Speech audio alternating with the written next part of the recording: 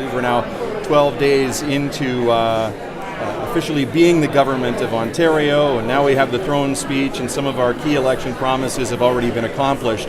I can tell you that when it comes to beer and wine and corner stores, it's not going to be a simple thing. It's not something that we're probably going to accomplish in the next few weeks, but it is something that we are committed to bringing to the people of Ontario, because that's what the people of Ontario really want. There were details that came out today about the fact that we are going to have a commission of inquiry, and then we are going to have a line-by-line audit that's done of ministries where we're going to find efficiencies and make sure that we are providing sustainable funding so that our education and our health care gets back to being number one in the world. As a whole, this throne speech shows that this government is listening to some very particular connected insiders to Mr. Ford and his team.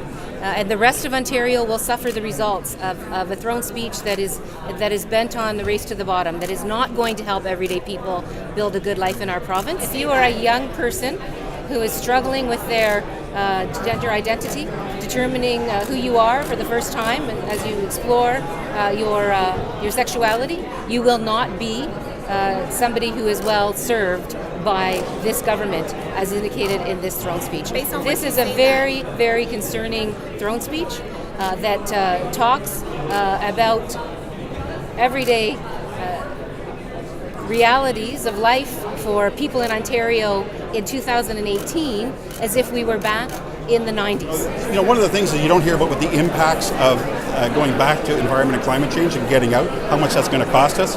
It's already $100 million in schools.